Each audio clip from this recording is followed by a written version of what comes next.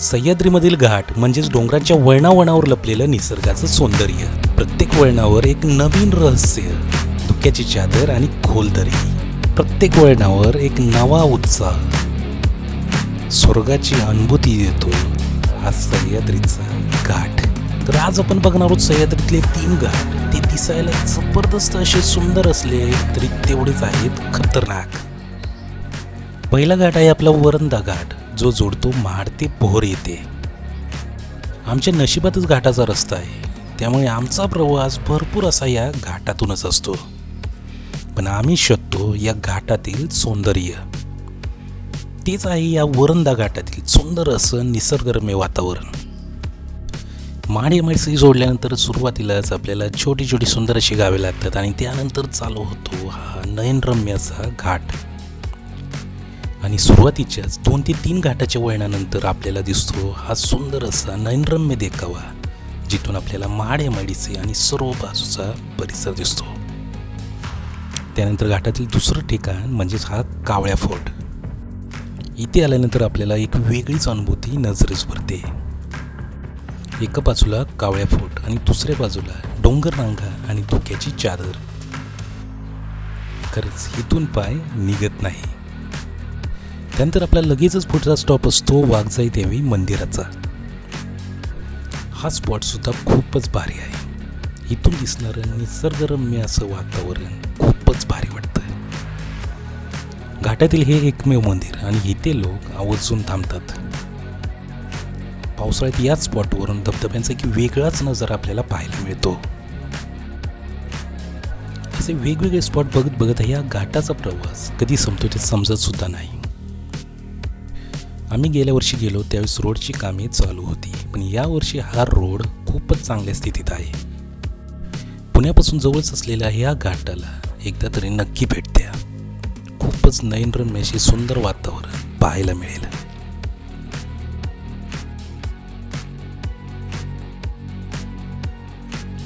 दुसरा घाट म्हणजे प्रसिद्ध असा आपला ताम्हिणी घाट. प्रत्येकाने कधीतरी या घाटाने प्रवास केलेलाच असेल, पण आम्हाला रोहा ते पुणे हा प्रवास करताना या घाटातून जायलाच लागते. पण पावसाळ्यात मात्र हा घाट एक स्वर्गच. जागजोगे वाहणारे सुंदर असे धबधबे आपल्याला या घाटातून पुढे घेऊनच जात नाही. प्रत्येक ठिकाणी आपण थांबतोच.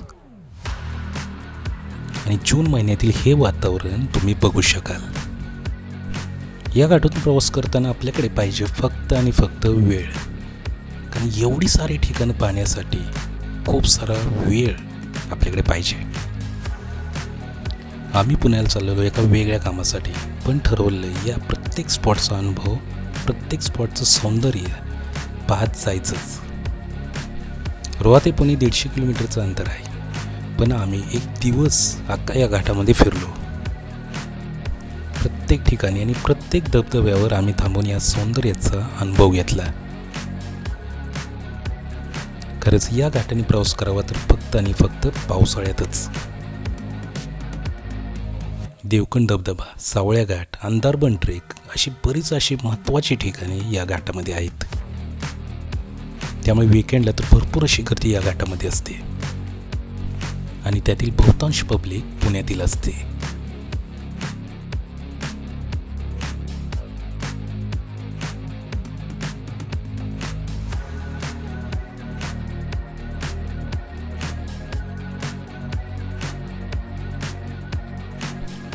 या घाटातील शेवटचं ठिकाण होतं आमचं मुळशी डॅम आणि मुळशी डॅमचं बॅकवॉटर.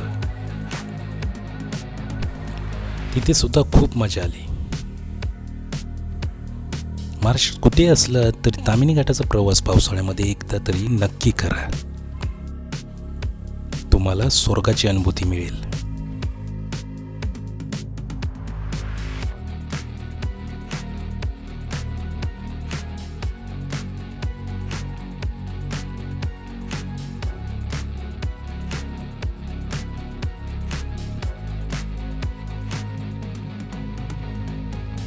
तिसरा आहे आपला आंबेनळी घाट आणि या घाटातून आम्ही वर्षातून 7 ते 8 वेळा प्रवास करतो. या घाटाचे बरेच व्हिडिओ आहेत, पण हा व्हिडिओ आहे गणपतीला गावी जाताना 2025 मधील. 2025मध्ये पाऊस भरपूर झालेला आणि त्यामुळे सगळीकडे हिरवेगार असे सुंदर असे वातावरण होते. आणि महाडमधून पुढे पोलादपूरकडे जातानाच आम्हाला भरपूर असा मुसळधार पाऊस लागला. या मुसळधार पावसामध्येच आमचा हा घाटाचा प्रवास सुरू झाला. प्रचंड असा पाऊस, मुसळधार. आणि अशा या मुसळधार पावसामध्ये आमचा या पोलादपूरमधून घाटाचा प्रवास चालू झाला. इतक्या प्रचंड अशा या मुसळधार पावसामुळे पुढचं काहीच आम्हाला दिसत नव्हतं, पण वाहतूक कमी असल्यामुळे जास्त त्रास होत नव्हता. पोलादपूर ते महाबळेश्वर हा आंबेनळी घाट 35 ते 40 किलोमीटरचा, प्रचंड असा खडतर आणि उंच असा. कारण आपल्याला पोचायचं असतं महाबळेश्वरसारख्या उंच ठिकाणी, त्यामुळेच हा घाट आपल्याला खूप उंचीवर घेऊन जातो. पोलादपूर ते वाडा आणि वाडा ते महाबळेश्वर अशा 2 टप्प्यात हा घाट आहे. पहिल्या टप्प्यात आपल्याला छोटी छोटी सुंदर अशी गावे लागतात आणि तिथून चालू होतो हा नयनरम्य असा सुंदर घाट. बऱ्याच ठिकाणी घाटाचे रस्ता रुंदीकरणाचे काम पण चालू होते, पण घाटामध्ये जास्त ट्रॅफिक नसल्यामुळे आपल्याला ड्रायव्हिंग करताना काहीच त्रास होत नाही. त्रास होतो फक्त पावसाचा. या घाटाने दिवसा प्रवास करायला काहीच प्रॉब्लेम येत नाही. रात्रीचा प्रवास मात्र टाळावा, कारण इथे असते प्रचंड असं धुक्याची चादर आणि त्यामुळे आपल्याला रोड खूपच कमी दिसतो किंवा दिसतच नाही. त्यामुळे भरपूर अशा अपघात इथे रात्रीचे होतात. वाहतूक खूप कमी असल्यामुळे आणि रोड चांगल्या स्थितीत असल्यामुळे या रोडवर प्रवास करायला काहीच प्रॉब्लेम येत नाही. पण अशा मुसळधार पावसामुळे गाडी चालवायला आपल्याला त्रास होऊ शकतो. पावसाळ्यामध्ये शक्यतो प्रवास आम्ही करतच नाही, पण यावेळेस गणपतीला मात्र हा मुसळधार पाऊस होता, त्यामुळेच ही सुंदर अशी अनुभूती आम्हाला बघायला मिळाली. घाटाचे काम चालू होते, त्यामुळे बऱ्याच ठिकाणी आम्हाला असे थांबावे लागत होते. प्रत्येक ठिकाणी आपल्याला ही अशी अवजड वाहने या घाटामध्ये दिसून येत होती. सध्याला या घाटाचे बहुतांश काम पूर्ण झालेले आहे.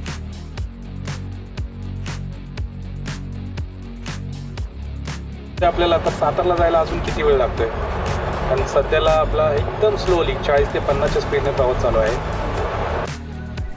कधीतरी अशा या सुंदर वातावरणात प्रवास करायला सुद्धा खूपच मजा येते. धुक्याची चादर तुम्ही बघू शकता. या प्रतापगडच्या हा खालचा परिसर आणि सुंदर अशी धुक्याची चादर सगळीकडे पसरलेली होती. आणि त्यानंतर आम्ही पोचलो वाडा या गावी. इथे सुद्धा गणपती आगमनाची तयारी आम्हाला दिसून आली. अशा या छोट्या छोट्या गावांची संस्कृती आपल्याला इथे बघायला मिळते. 100 ते 150 किलोमीटर प्रवास झाल्यानंतर वाडा या गावानंतर आम्ही एका ठिकाणी थांबलो आणि तिथे नाश्ता केला. प्रत्येक वेळेस आम्ही याच ठिकाणी थांबतो आणि त्यानंतरच पुढचा प्रवास म्हणजेच महाबळेश्वरच्या दिशेने आमचा चालू होतो.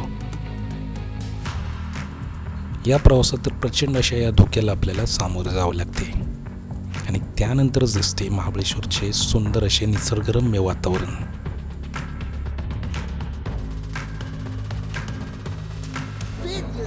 फायनली आमचा महाबळेश्वर घाट धुक्याने भरलेला आणि प्रचंड अशा या पावसामध्ये व्यापलेला महाबळेश्वर घाट आमचा संपलेला आहे. आणि आम्ही आता आलेलो आहोत या केळगर घाटामध्ये. आता केळगर घाटामध्ये थोडंसं आता एकदम स्वच्छ वातावरण आपल्याला हे समोर दिसतंय आणि खूपच जबरदस्त असा हा पाऊस होता महाबळेश्वर घाटामध्ये. खूप त्रास झाला गाडी चालवण्यासाठी.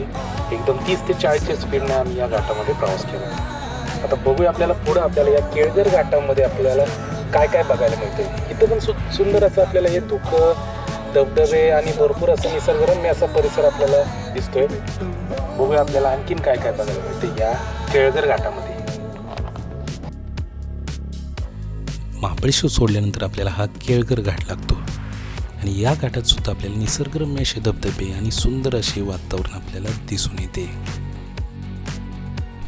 पावसाळ्यामध्ये घाटाचे वातावरण म्हणजे एक स्वर्गच. सुंदर असा हिरवेगार निसर्ग, धबधबे आणि धुक्याची चादर. हा प्रवास असतो आमचा हा नेहमीचा, म्हणजेच वर्षातून 7 ते 8 वेळा.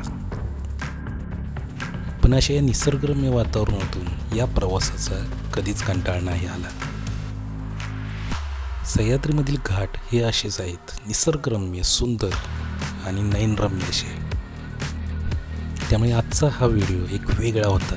आम्ही ज्या ज्या घाटातून प्रवास केलेला होता त्यात सुंदर अशा या घाटातून केलेला प्रवास तुमच्यापर्यंत आणण्याचा, तुमच्यापर्यंत दाखवण्याचा आणि तुम्हाला या घाटातून प्रवास करण्यास प्रोत्साहित करण्याचा. महाराष्ट्रातील या सुंदर घाटांचे व्हिडिओ तुम्हाला कसे वाटले ते जरूर कळवा. व्हिडिओ आवडल्यास लाईक करा आणि आपल्या चॅनलला नक्की सबस्क्राईब करा. धन्यवाद.